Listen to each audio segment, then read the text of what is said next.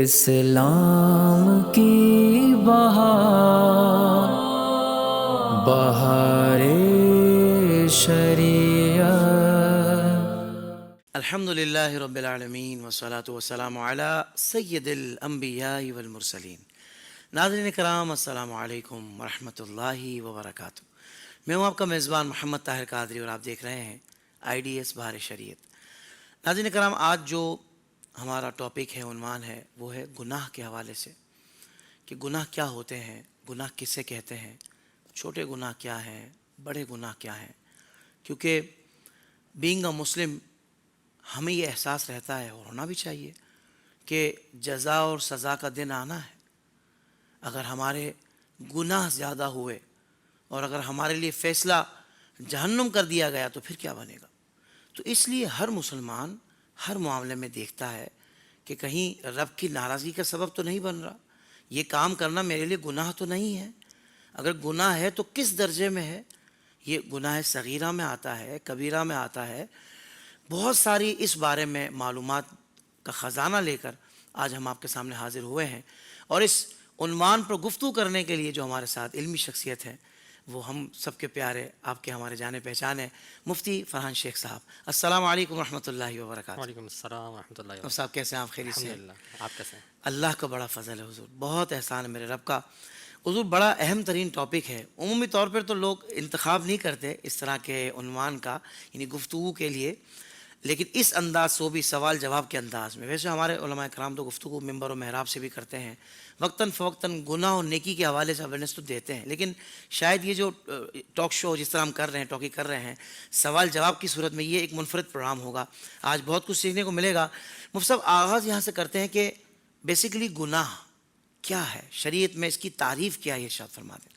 بسم اللہ الرحمن الرحیم، الحمدللہ والصلاۃ والسلام علی رسول اللہ وعلی آلہ واصحابہ اجمعین۔ سب سے پہلے بہت شکریہ پروگرام میں مدعو کرنے کا، اور جو کاوشیں آپ کر رہے ہیں اللہ تعالیٰ اپنی بارگاہ میں اس کو قبول فرمائے آمین اور مزید اللہم ترقیاں عطا فرمائے۔ اللہم آمین۔ سب سے پہلے اگر اس کی لغوی تعریف یعنی لٹرل میننگ یا ڈکشنری میننگ کی اگر ہم بات کریں تو اس کو، یہ گناہ جو ہے اردو اور فارسی کا لفظ ہے۔ عربی میں گناہ کی معرفت کے حوالے سے جو الفاظ استعمال ہوئے ہیں وہ اثم بھی استعمال ہوا ہے، ذنب بھی استعمال ہوا اور معصیت کا لفظ بھی استعمال ہوا ہے۔ تو یہ تو اس کے لٹرل میننگ ہو گئے۔ اگر ہم اس کی ڈیفینیشن میں جائیں تو ایمان کی ڈیفینیشن سے ہی لنک ہے اس کی ڈیفینیشن۔ ایمان کا مطلب کیا ہے؟ اللہ اس کے رسول صلی اللہ تعالیٰ علیہ وسلم کے سامنے سرنڈر کر دینا بس، اور انکنڈیشنل سرنڈر کرنا۔ جو ان کا حکم ہے وہ عقل میں آتا ہے یا نہیں آتا، مینو ان تسلیم کرنا ہے اور اس پر عمل کی پوری کوشش کرنا ہے۔ لہٰذا اس حکم کی جہاں بھی وائلیشن ہوگی، جہاں بھی اس حکم کی نافرمانی ہوگی، وہ گناہ ہوگا۔ یہ بنیادی بات اس میں ہو جاتی ہے۔ تو اس چیز کو سمجھنا ضروری ہے۔ اب ہم اس کی ٹیکنیکل سائڈ پہ آ جاتے ہیں، فقہی سائڈ پہ۔ بالکل صحیح۔ وہ کیا کہ ہم ظاہر سی بات ہے اللہ تعالیٰ کے جتنے بھی احکامات ہیں یعنی کمانڈمنٹس ہیں، اس کے ایک لیولز ہیں۔ ہر حکم ایک درجے کا نہیں ہے، اس کے مختلف درجات ہیں۔ تو اس کے لیے ہمیں شرعی درجات کو سمجھنا ضروری ہے۔ سب سے پہلے ہے فرض۔ فرض کا مطلب ہے کہ کمپلسری ہے، ہر حال میں کرنا ضروری ہے، مست ہے۔ یعنی اس کی ایکسیپشن بہت ہی ریئر ہوتی ہیں، بہت ہی کوئی کرٹیکل سچویشن ہو جائے نا تو اس کی ایکسیپشن ملتی ہے، ورنہ نہیں ملتی ہے۔ تو فرض کرنا ہر حال میں ضروری ہو گیا، لہٰذا جو کام آپ پہ فرض تھے وہ آپ نے نہیں کیے تو یہ وائلیشن ہوئی، اور یہ وائلیشن سب سے ہائیسٹ لیول کی ہوئی ہے، اور اس کو ہم اپنی ٹرمنالوجی میں کہتے ہیں حرام۔ اور بعض کام وہ ہیں کہ جو ہمیں منع کر دیے گئے ہیں، پروہیبٹڈ ہیں، ہمارے لیے منع ہے، تو ان کو اگر کوئی کر لے گا تو بھی وہ حرام کام ہو جائیں گے۔ اس کی ایک دو مثالیں سمجھ لیں۔ جیسے کوئی نماز نہیں پڑھتا تو یہ حرام کام ہے، کیونکہ یہ سب سے ہائیسٹ لیول کا کام ہے، اس کو اگر وائلیشن کریں گے تو یہ حرام ہو جائے گا۔ دوسرا درجہ آ جاتے ہیں واجب۔ واجب بھی ضروری ہوتا ہے لیکن فرض کے مقابلے میں تھوڑا سا کم ہوتا ہے، لیکن ہوتا یہ بھی ضروری ہے، اس کا کرنا ضروری ہے۔ اگر یہ نہیں کریں گے تو اس کے مقابلے میں آتا ہے مکروہ تحریمی، یعنی ایسا مکروہ جو گناہ والا مکروہ ہے۔ تیسرا درجہ آ جاتا ہے سنت موقدہ۔ سنت موقدہ کا مطلب یہ ہوتا ہے کہ آپ علیہ السلام نے جس چیز کو عبادت کے طور پہ اپنایا ہے، اکثر اوقات کیا ہے، بس چند بار اس کا ترک فرمایا ہے، اس کا کرنا بھی ضروری ہوتا ہے۔ لیکن اگر کوئی اس کو چھوڑ دیتا ہے، جیسے ظہر کی سنتیں 4 پہلے کوئی چھوڑ دیتا ہے تو یہ اولاً اساءت کہلاتا ہے۔ اساءت کا مطلب ہے برا کام ہے، لیکن اگر کوئی اس کو لگاتار کرے گا 3 بار بغیر درمیان میں توبہ بھی نہیں کرے گا تو یہ کنورٹ ہو جائے گا مکروہ تحریمی میں۔ تو آسان زبان میں آپ یہ سمجھ لیں کہ جو چیزیں فرض ہیں، واجب ہیں اور سنت موقدہ ہیں اور حرام ہیں، مکروہ تحریمی ہیں، ان کو کرنا اور ان سے بچنا یہ ضروری ہے۔ اگر ایسا نہیں کریں گے تو پھر گناہ میں مبتلا ہو جائیں۔ بالکل صحیح، بالکل صحیح۔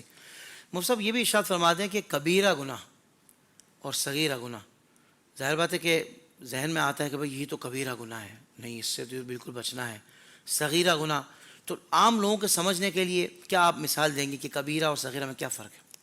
دیکھیں اس میں سب سے پہلے تو یہ سمجھیں کہ یہ کبیرہ اور صغیرہ کی کیٹیگری صرف اس اعتبار سے ہے کہ اس پہ پنشمنٹ کیا ہوگی، پنشمنٹ کے اعتبار بس سے ہے، اس اعتبار سے نہیں ہے کہ کبیرہ گناہ ہے تو ہاں اس سے بچنا، اور صغیرہ گناہ تو یار چلو کر لو، یہ نہیں، یہ اللہ کی، جب اللہ کے حضور سر بسجود ہو گیا، سر جھکا دیا ہے، انکنڈیشنلی سرنڈر کر دیا ہے، تو اب اس کے کسی بھی حکم کی نافرمانی قابل قبول نہیں۔ دوسرا اس کا تصور بھی قرآن میں ہمیں ملتا ہے، قرآن کریم کی سورہ شورى کی آیت مبارکہ 37 ہے کہ جو لوگ اجتناب کرتے ہیں کبیرہ گناہوں سے، تو دیکھیں یہاں کبیرہ کا ورڈ آیا، اس کا مطلب ہے یہ کیٹیگرائزیشن ہے، یہ ڈویژن ہے شریعت میں، پہلی بات۔ اب اس میں بڑا اختلاف ہے علماء کا کہ کبیرہ گناہ کون سے ہیں، کیونکہ مختلف احادیث میں مختلف کبیرہ گناہوں کو بیان کیا ہے، کسی حدیث میں 6 گناہوں کو بیان کیا ہے، کسی میں کچھ اور بیان کیا ہے، تو بعض علماء کے بہت مختلف اقوال ہیں، بڑی کثرت کے ساتھ ہیں، لیکن جو سب سے بہترین قول ہے وہ یہ ہے کہ 3 چیزیں ضروری ہیں کسی بھی گناہ کے کبیرہ ہونے کے لیے، تینوں میں سے کوئی ایک بھی پائی جائے گی وہ کبیرہ گناہ ہو جائے گا۔ صحیح۔ پہلا یہ فرمایا کہ جن گناہوں پہ حد بیان ہوئی ہے، حد کا مطلب ہوتا ہے کہ اس کو کرنے پر قرآن میں اس کی سزا بیان کر دی گئی، جیسے قتل اگر کوئی کر دے گا تو اس کی سزا قرآن میں بیان ہوئی ہے، چوری کرے گا اس کی سزا قرآن میں بیان ہوئی ہے، زنا کرے گا اس کی سزا بیان ہوئی ہے، ان کو حدودات کہا جاتا ہے۔ تو جس حکم پر یا جس گناہ پر حد بیان ہو گئی وہ کبیرہ گناہ ہو جائے گا۔ دوسرا، جس پر آخرت میں عذاب بیان ہو گیا ہے آپ علیہ السلام کی طرف سے خاص طور پہ، تو وہ کبیرہ گناہوں کی کیٹیگری میں چلا جاتا ہے۔ اور تیسرا وہ ہے جس معاملے پر آپ علیہ السلام نے لعنت فرمائی ہے، وہ بھی کبیرہ گناہوں میں چلے جائے گا۔ پہلے کی مثال حد کی تو میں نے دے دی آپ کو، دوسرا جس پہ وعید بیان فرمائی جیسے نماز کا ترک، روزے کا ترک، اس پہ وعید ہے، بہت سخت وعید ہے، یہ بھی کبیرہ گناہ ہے۔ اور جس پہ لعنت فرمائی ہے جیسے حضور علیہ السلام نے فرمایا لعن اللہ الواصلہ والمستوصلہ، بال جوڑنے والی اور جڑوانے والی، ان پہ لعنت فرمائی ہے۔ ٹیٹو بنانے والے جو جسم کو گودتے ہیں ان پر لعنت فرمائی ہے، یہ بھی کبیرہ گناہوں میں آتا ہے۔ لہٰذا یہ کبیرہ گناہوں کی کیٹیگری ہے۔ ان 3 چیزوں کے علاوہ جس میں نہیں پائی جاتی ہیں وہ صغیرہ گناہ ہوتے ہیں۔ تو یہ تقسیم اس میں بیان کی گئی۔ بہت بہت کمال انداز سے مفتی صاحب نے یہ بڑا زبردست آپ نے بتا دیا کہ بھئی کون سی وجوہات ہیں جس کی وجہ سے وہ کبیرہ گناہ شمار کیے جاتے ہیں۔ مفتی صاحب چھوٹے گناہ بار بار اگر کیے جائیں تو کیا وہ پھر بڑے گناہ یعنی کبیرہ گناہ بن جاتے ہیں؟ اب یہ جو سوال ہے اور پہلے والے سوال میں نے شروع میں جو بات کی ہے کہ گناہ تو گناہ ہے نا، وائلیشن ہے، تو اس میں ایک اور بات ذرا سمجھیے گا کہ ایک ہے کہ ایک انسان چونکہ خطا کا پتلا ہے، اس کے اندر ایک کمزوری کا عنصر ہے، پھر ماحول بھی بعض دفعہ ایسا ہوتا ہے کہ وہ سپورٹ کر رہا ہوتا ہے گناہ کو، تو انسان نفس کے بہکاوے میں آ کے، شیطان کے بہکاوے میں آ کے گناہ کر لیتا ہے، تو ایک بات سمجھ میں آتی ہے۔ اور ایک ہے کہ جو بالکل ایک دم دھڑلے سے سینہ چوڑا کر کے گناہ کر رہا ہے، بے باک ہو کے کر رہا ہے، تو اس کا معاملہ مختلف ہو جاتا ہے۔ یہ ایک اور گناہ ہوتا ہے کہ آپ گناہ تو کر رہے ہیں لیکن اس کو ہلکا جان رہے ہیں۔ تو یہاں علماء نے یہ فرمایا ہے کہ اگر صغیرہ گناہ کا اصرار کیا جائے گا تو وہ کبیرہ بن جائے گا۔ تو کیا علماء نے اپنی رائے سے بیان فرما دیا؟ نہیں، اس پہ حدیث مبارکہ ہے شعب الایمان کی، کوئی کبیرہ استغفار کے بعد کبیرہ نہیں رہتا، یعنی اللہ تعالیٰ معاف فرما دیتا ہے، ولا صغیرۃ، اور کوئی چھوٹا گناہ بصغیرۃ مع الاصرار، اصرار کے ساتھ وہ چھوٹا نہیں رہتا، یعنی وہ بڑا بن جاتا ہے۔ لہٰذا اس پہ علماء نے یہ بیان فرمایا کہ اگر ایک صغیرہ گناہ 3 بار کر لیا تو اس صورت میں وہ کبیرہ میں کنورٹ ہو جائے گا۔ اس کی میں مثال دے دیتا ہوں، جیسے مثال کے طور پر کسی شخص نے کوئی صغیرہ گناہ کیا ایک، اور آج کر لیا وہ، اور پھر دوبارہ دوسرے دن کر لیا اور درمیان میں توبہ نہیں کی، پھر تیسرے دن کر لیا اور درمیان میں توبہ نہیں کی، تو جب وہ تیسرے دن کر لے گا تو گویا کہ لگاتار 3 بار پایا گیا، یہ اصرار پایا گیا، اور اس وجہ سے وہ گناہ کبیرہ میں کنورٹ ہو جائے گا۔ ہاں لیکن اگر یہ ہوا کہ جیسے آج کیا لیکن اس کے بعد توبہ کر لی، اور توبہ کا مطلب سچے دل سے توبہ کر لیا، تو پھر اس صورت میں وہ رائٹ آف ہو گیا۔ تو اب دوسرے دن جب وہ گناہ کر رہا ہے تو اکاؤنٹ 0 ہے اصل میں، تو اب یہ کر رہا ہے تو دوبارہ یہی معاملہ، یعنی وہ پہلا گناہ قرار پائے گا۔ سبحان اللہ۔ تو حضرت یہ بڑا اہم سوال ہے میرا، بعض اوقات ایک بندہ ہے کہ جو وہ کہتا ہے کہ بھئی میرے حساب سے تو یہ بڑا گناہ نہیں ہے، اور ایک بندہ ہے جو کہتا ہے کہ نہیں یار یہ بڑا گناہ ہے، یعنی لوگوں نے اپنے اپنے گناہوں کے بنائے کہ بھئی یہ تو چھوٹا گناہ ہے، تو اب یہ ہم جو ڈیسائیڈ کر رہے ہیں ہمیں برا لگ رہا ہے وہ برا ہے یا وہ گناہ ہے، یہ شریعت کا جو معیار ہے اسی کے مطابق اس کو چھوٹا گناہ یا بڑا گناہ سمجھا جائے گا۔ اس حوالے سے حدیث مبارکہ سمجھ لیجئے کہ آپ علیہ السلام کے پاس ایک صحابی رسول حاضر ہوئے اور انہوں نے گناہوں کے بارے میں پوچھا گناہ کیا ہے اصل میں، تو فرمایا کہ البر حسن الخلق، جو اچھائی ہے وہ حسن خلق ہے، یعنی اچھی عادت ہے، والاثم ما حاک فی صدرک، اور گناہ وہ جو ہے تیرے دل میں کھٹ کے، وکرہت ان یطلع علیہ الناس، اور تو برا سمجھے کہ لوگوں کو یہ پتہ چل جائے۔ صحیح۔ تو یہ اسٹینڈرڈ آپ علیہ السلام نے ہمیں دیا کہ دل میں اگر کوئی بات کھٹکتی ہے تو پھر وہ بات اسے اجتناب کرنا ہے، لیکن ذرا سمجھیے گا، حضور علیہ السلام کا ایک اسٹیٹس ہے حکیم اعظم ہیں. آپ سامنے والے کی مزاج، اس کی طبیعت، اس کی شخصیت کے مطابق کلام فرماتے ہیں. اور اللہ تعالیٰ نے آپ کو علم غیب بھی عطا فرمایا تو آپ دلوں کے حال پہ بھی مطلع ہو جاتے ہیں. تو حضور علیہ السلام کی عادت مبارکہ تھی کہ جیسی پرسنالٹی سامنے ہوتی ہے نا، بالکل اسی کے مطابق کلام فرمایا کرتے تھے. اب اس میں بس میں ایک مثال دوں گا تو یہ بات بالکل سمجھ جائے گی جو میں سمجھانا چاہ رہا ہوں. دیکھیں، اگر ایک نارمل بندہ ہے، اس کو کوئی میٹھی چیز دی جائے گی، وہ فوراً مٹھاس کو محسوس کرتے ہوئے بتا دے گا میٹھا تیز ہے، کم ہے، یا کس نوعیت کا میٹھا ہے، یا کتنا اچھا ہے، کتنا برا ہے. اور اس کو کوئی پھیکی چیز دی جائے گی وہ سمجھ جائے گا، کوئی کڑوی چیز دی جائے گی وہ ہو جائے گا.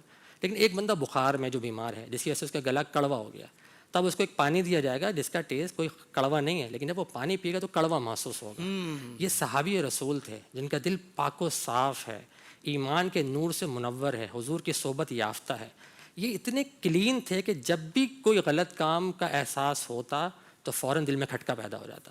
اور ہمارے یہاں اب یہ حال ہے کہ ہم اپنے انوائرمنٹ سے اتنا زیادہ انفلوئنس ہو گئے ہیں، اور کچھ گناہ جو ہم نے بچپن سے دیکھے ہیں اور جوانی تک دیکھتے رہے ہیں تو ان کی قباحت ہمارے دل سے نکل گئی ہے، ہمارے دل میں کھٹکتے ہی نہیں ہیں. اور بعض دفعہ لا علمی کی وجہ سے کہ جو گناہ کے کام ہوتے ہیں وہ ہمیں اچھے محسوس ہونے لگتے ہیں. ابھی ریسنٹلی سوشل میڈیا پہ آپ نے دیکھا نا کہ وہ وائرل ہوا کہ وہ ایک شخص کہہ رہا ہے کہ فلاں عورت ڈانس کرتی ہے تو میرے آنسو نکلنا شروع ہو جاتے ہیں. لوگ جو ہے اس میں پتہ نہیں کیا دیکھ رہے ہیں، میں تو یہاں رو رہا ہوں بیٹھ کے. یعنی آپ ذرا دیکھیں جو سری حرام کام ہے وہ بھی اس کے دل میں شیطان نے نیکی کے طور پر پیش کر دیا ہے. تو اب ایسے لوگوں کے دل کا اعتبار نہیں ہوگا نا. تو یہ ان لوگوں کے دل کا اعتبار ہے جن کے دل پاک و صاف ہیں، جو اللہ والے ہیں. ان کے دل میں کوئی بات کھٹکے نا تو بات سمجھ میں آتی ہے. یا جو اہل علم ہے کہ بعض دفعہ ایسا ہوتا ہے کوئی نیا مسئلہ پیش آیا، اس ٹائم انہوں نے اس پہ سوچو بچار نہیں کیا ہوا، لیکن ان کا دل بول رہا ہوتا ہے یار اس میں کچھ گڑبڑ لگ رہی ہے، ذرا سوچتا ہوں پھر ہم اسے کرنا ہی نہیں کرنا. لیکن عام بندے کے پاس اتنی کیپیسٹی نہیں ہوتی کہ بیچارہ وہ کر سکے. اس کی میں مثال دیتا ہوں. مثال کے طور پر ایک بندہ ہے جو نماز روزے کا پابند ہے، شریعت پہ کچھ عمل کرنے کی بھی کوشش کرتا ہے، لیکن اہل علم میں سے نہیں ہے، علم نہیں سیکھا ہوا اتنا. اب روڈ پہ ایکسیڈنٹ ہو گیا اور کوئی خاتون پڑی ہوئی ہیں، بالکل روڈ پہ ایکسیڈنٹ ہو گیا، بالکل لہو لہان ہوئی ہوئی ہیں، اور کوئی دوسرا بندہ نہیں جو ان کو اٹھا کے ہاسپٹل لے جائے. اب وہ یہ سوچ رہا ہے کسی خاتون کو ہاتھ لگانا جو ہے نا یہ تو گناہ ہے، میرے دل میں کھٹک رہا ہے. اب یہاں شریعت کا حکم ہے تم پہ لازم ہے کیونکہ تم ہی کھڑے ہو اور تمہیں ہاسپٹل لے کر جانا ہے. اب آپ دیکھیں نیکی بھی جو ہے وہ کیا ہے، گناہ کے طور پہ کھٹک رہی. تو اس کا مطلب یہ ہوا کہ جس کے پاس علم ہو، جس کا دل پاکیزہ ہو، اس کے لیے یقیناً حدیث مبارکہ دل میں کھٹ کے اس کو دور ہو جاؤ. ورنہ اہل علم سے رابطہ کریں اور پھر معلوم کر لیں، اگر گناہ ہو تو یقیناً چھوڑ دیں، اور اگر نیکی ہے تو اس کو اختیار کر لیں. جیسے وہ کہتے ہیں وہ سب دل کے مفتی سے پوچھو. ہاں یہ وہی والی بات. یہ بالکل، لیکن وہ دل کا مفتی کچھ علم بھی ہونا چاہیے، خالی نہیں ہونا چاہیے. واہ واہ واہ، زبردست، کیا بات ہے، زبردست. اچھا حضرت، کیا لا علمی کی وجہ سے یعنی کوئی گناہ ہو گیا تو اس صورت میں بھی گناہ شمار کیا جائے گا؟ دیکھیں اس میں رسول اللہ صلی اللہ تعالی وسلم کا واضح فرمان ہے، طلب العلم فریضۃ علی کل مسلم و مسلمۃ. صحیح. علم حاصل کرنا ہر مسلمان مرد و عورت پہ فرض ہے. یہ بنیادی بات علماء نے اس پہ بہت واضح انداز میں لکھا. امام اہل سنت پہ بھی اس میں بیان فرمایا، جہاں جہاں ایک مسلمان کی ضرورت اکثر پڑتی رہتی ہے وہ مسائل وہ سیکھے گا. مثال کے تو ایک بالغ شخص ہے تو وہ طہارت کے، نماز کے، روزے کے، یہ سارے مسائل سیکھے گا. مال آ گیا تو زکوٰۃ اور حج کے مسائل بھی سیکھ لے گا. نکاح کرنے جا رہا ہے تو نکاح اور طلاق کے بنیادی مسائل سیکھ لے گا. یہ بنیادی بات ہے کیونکہ ہر بندہ عالم دین نہیں بن سکتا. اور یہ قرآن کریم میں بھی ہمیں اس کا اشارہ ملتا ہے. قرآن کریم میں اللہ تعالیٰ ارشاد فرماتا ہے فلولا نفر من کل فرقۃ منہم طائفۃ لیتفقہوا فی الدین، کہ کیوں ایسا نہیں ہوتا کہ تم میں سے کوئی ایک گروہ نکلے اور وہ جا کے دین کا تفقہ حاصل کرے اور واپس آ کے لوگوں کو ان کی اصلاح کرے، ان کو ڈرائے. تو اس کا مطلب ہے کہ سب تو نہیں جا سکتے کیونکہ کار زندگی پھر نہیں چل پائے گی. صحیح. تو عام بندے کے لیے حکم یہی ہے کہ وہ بنیادی مسائل سیکھ لے، یہ ضروری ہے. دوسرا یہ ہے کہ جس میں زیادہ تر لوگ مبتلا ہیں کہ وہ بنیادی علم ہی نہیں سیکھتے. روزوں کے بنیادی علم معلوم نہیں ہے، طہارت کے معلوم نہیں ہے. ایون کہ میں نے تو سفید داڑھی والے لوگوں کو بھی غلط وضو کرتے ہوئے دیکھا ہے. اور کبھی کوئی اگر تھوڑا سا ایک جملہ بھی کہہ دیا جائے تو بولتے ہیں مولانا جب تم پیدا نہیں ہوئے تھے نا تب میری داڑھی نکل آئی تھی، تم ہمیں سمجھا رہے ہو وضو کرنے کا معاملہ. یہ معاملہ ہمارے یہاں آپ کو معلوم ہے کہ وہ اصلاح قبول نہیں کرتے ہیں در حقیقت. بلکہ مجھے یاد ہے جب ہم نے اس فیلڈ میں آئے تھے تو درس دیتے تھے تو لوگوں کو ایک دن ہماری باری ہوتی تھی کہ بھئی لوگوں کو روکنا ہم نے، درس کوئی اور دے گا. تو میں نے ایک بزرگ کو روکا جو نماز پڑھ کے نکل رہے تھے. تو انہوں نے کہا کہ بیٹا ان کو روکو جن کو معلوم نہیں، ہمیں سب معلوم ہے. تو یہ جو رویہ ہے اصل میں در حقیقت یہ انسان کی اصلاح کی طرف لے کر آنے نہیں دیتا ہے. تو جن لوگوں نے فرض علم نہیں سیکھا ہے اب وہ کوئی گناہ کرتے ہیں تو یاد رکھیے گا کہ اب اس کو دوہرا گناہ ملے گا. پہلا وہ جو اس نے گناہ کر لیا اس کا تو گناہ ملا، اور وہ جو فرض علم نہیں سیکھا اس کا گناہ بھی ملے گا. تو گویا کہ آپ یہ بالکل یہ حدیث روایت کا مفہوم ہے کہ اگر کوئی اہل علم گناہ کرتا ہے تو اس کا ایک گناہ ہے، اور کوئی جاہل گناہ کرتا ہے تو اس کو دو گناہ ملتے ہیں. حقیقت یہ ہے اصل مسئلہ. لیکن اس سے اہل علم جو ہمارے خاص طور پہ دینی بھائی ہیں وہ یہ نہ سمجھیں کہ ہمارا گناہ ایک ہی ہے. نہیں، بعض دفعہ وہ گناہ لکھا تو ایک جائے گا لیکن اس کی قباحت بہت زیادہ ہوتی ہے. ایک عام بندہ کوئی گناہ کرتا ہے نا اتنا زیادہ فرق نہیں پڑتا ہے، لیکن کوئی ایک اہل علم اگر کوئی گناہ کرتا ہے یا کوئی دینی وضع والا شخص کوئی گناہ کرتا ہے اس کا امپیکٹ بہت زیادہ ہوتا ہے. جی. اگر علماء جو ہے مستحب ترک کریں گے تو لوگ سنت کو ترک کریں گے، علماء سنت کو ترک کریں گے تو لوگ واجب کو ترک کریں گے، اور علماء واجب کو ترک کریں گے تو لوگ پھر فرض کو ترک کریں گے، یعنی حرام میں جا پڑیں گے، اور اگر علماء حرام میں پڑھیں گے تو لوگ کفر میں مبتلا ہو جائیں گے. کیونکہ وہ آئیڈیل ہے نا، وہ سوسائٹی کو لے کر چلنے والے ہیں، لوگ ان سے اپنے آپ کو ہمیشہ نیچے ہی رکھتے ہیں، اوپر نہیں رکھتے، لہٰذا ان کی غلطی جو ہے نا وہ سوسائٹی پہ زیادہ امپیکٹ ڈالے گی، اور زیادہ امپیکٹ ڈالے گی تو اللہ کی بارگاہ میں پھر ہو سکتا ہے کہ ان کا عتاب بھی زیادہ ہو جائے. تو اس لیے اس میں احتیاط بہت ضروری ہے. بالکل صحیح. حضور یہ ارشاد فرمائے گا کہ گناہ کیا صرف عمل سے ہی ہوتا ہے، یا ذہن میں اگر خیالات آ رہے ہیں یا نیت اس طرح کی گناہ کی بن گئی ہے تو اس صورت میں بھی گناہ لکھا جائے گا؟ دیکھیں اس میں پہلے ایک اصول سمجھ لیں کہ لا یکلف اللہ نفسا الا وسعها، کہ اللہ تبارک تعالیٰ کسی کو بھی اس کی کیپیسٹی سے زیادہ تکلیف میں مبتلا نہیں کرتا، یہ بنیادی بات ہے. لہٰذا کوئی خیال اگر میرے ذہن میں آتا ہے جس کو شرعی اصطلاح میں حاجز کہتے ہیں، تو میرا تو کنٹرول ہی نہیں نا اس پہ. اللہ نے شیطان کو مقرر کیا ہے کہ وہ ڈال سکتا ہے، اچھے خیال بھی آتے ہیں برے خیال بھی آتے ہیں، تو اس پہ تو کوئی گرفت نہیں چاہے برا خیال ہے. دوسرا اصطلاح استعمال ہوتی ہے خاطر، بار بار خیال آ رہا ہے، یہ بھی گناہ کا درجہ نہیں. تیسرا کہلاتا ہے حدیث نفس، یعنی کسی گناہ کا خیال آیا ہے، اب اس کے کرنے کی طرف جو موٹیویشن ہے وہ 50-50% کے لیول پر ہے، یعنی کرنے میں بھی ہے نہ کرنے میں بھی ہے، دونوں میں برابر معاملہ چل رہا ہے. اس صورت میں بھی گناہ کا پہلو نہیں ہے، یاد رکھیے گا. اس کے بعد آتا ہے ہم، یعنی آپ یوں سمجھ لیں کہ 50% سے بڑھ کے 90% پہ چلا گیا، کہ 90% اس کا ارادہ ہے کہ گناہ کرنا ہے، لیکن 10% یہ ہے کہ نہیں یار نہیں کرنا چاہیے، یہ بھی مسئلہ ہو سکتا ہے، یہ بھی مسئلہ ہو سکتا ہے. تو اس صورت میں بھی گناہ تو بہرحال نہیں ملے گا، یہ اللہ تعالیٰ کی خاص مہربانی ہے. ہاں اگر نیکی کا یہی معاملہ ہو نا کہ غالب گمانے کے ہاں نیکی کروں گا، لیکن کوشش یہ کہ ہاں یار ہو سکتا ہے میں نہ بھی کروں، تو نیکی پہ ثواب آپ کو مل جائے گا. یہ بنیادی بات. اس کے بعد آتا ہے عزم، یعنی اب آپ گویا کہ 100% کے قریب پہنچ چکے ہیں. اس کو مثال سے ذرا سمجھ لیں. مثال یہ ہے کہ ارادہ خیال آیا کہ یار فلم دیکھنی چاہیے، فلاں فلم لگی ہے، پھر وہ خیال بڑھتا گیا، حتیٰ کہ پہلے وہ شک و تردد میں آیا یار دیکھنا بھی چاہیے، اچھی ہے، لیکن ساتھ میں ہوا کہ یار کوئی دیکھ لے گا تو اچھی بات نہیں ہوگی اور گناہ کا معاملہ بھی ہے.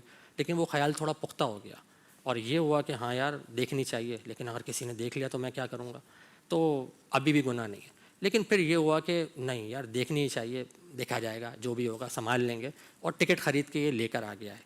اب یہ ٹکٹ خرید لینا اور پختہ اراد ہو جانا، یعنی اندر سے ریزسٹنس کا ختم ہو جانا، جو مزاحمت تھی وہ ختم ہو گئی ہے. اب اگرچہ وہ ٹکٹ مثال کے طور پر وہ شو کینسل ہو گیا ہے، ٹکٹ ضائع ہو گیا ہے یا کسی وجہ سے نہیں جا سکا، تب بھی اس کے گناہ نامہ عمل میں گناہ لکھا جائے گا، کیونکہ ریزسٹنس اندر سے ختم ہو گئی اور اپنی نیت میں اللہ کی نافرمانی کرنے کا ارادہ کر چکا ہے مکمل طور پہ، لہٰذا یہ گناہ گار ہو جائے گا. اعلیٰ حضرت نے بھی اس کی ایک مثال لکھی ہے کہ جیسے کوئی دور سے دیکھا اور نظر پڑی، ایسا لگا کہ عورت ہے اور اس نے بالارادہ نظر ڈالی، اور پھر بعد میں دیکھنے پتہ چلا کہ وہ تو کپڑا ہل رہا تھا. تو چونکہ یہ اپنے ارادے میں معصیت کر چکا ہے، لہٰذا اب یہ گناہ گار ہو جائے گا. یہ والا معاملہ ہے. تو اس لیے اس میں بہت احتیاط کرنی ہے. اور اس میں جو حدیث مبارکہ ہے کہ جو کوئی کسی نیکی کا ارادہ کرے پھر وہ نیکی نہ کرے تو اس کے لیے 1 نیکی لکھ دی جاتی ہے، اور اگر وہ نیکی کر لے تو اس کے لیے 10 نیکیاں لکھی جاتی ہیں. یہ اللہ کا فضل ہے، اللہ کی رحمت ہے. اور جو گناہ کا ارادہ کرے پھر نہ کرے تو اس کے لیے کچھ نہیں لکھا جاتا، اور اگر وہ کر لے تو 1 ہی گناہ لکھا جاتا ہے. لیکن یہ کس سے پہلے یعنی ہم تک ہے. عزم اگر ہو جائے گا تو پھر گناہ بھر لکھا جائے گا. بالکل صحیح ہے، بالکل ٹھیک ہے. مفتی صاحب بہت شکریہ، آپ نے کمال گفتگو فرمائی. مزید جو سوالات ہیں انشاءاللہ ہم نیکسٹ ایپیسوڈ میں اس کو شامل کریں گے. ناظرین کرام، یہاں ہمارے پروگرام کا وقت مکمل ہوا. اگلے ایپیسوڈ میں انشاءاللہ مزید سوالات شامل کریں گے. تب تک کے لیے اجازت. السلام علیکم ورحمۃ اللہ وبرکاتہ. اسلام کی بہار شریعت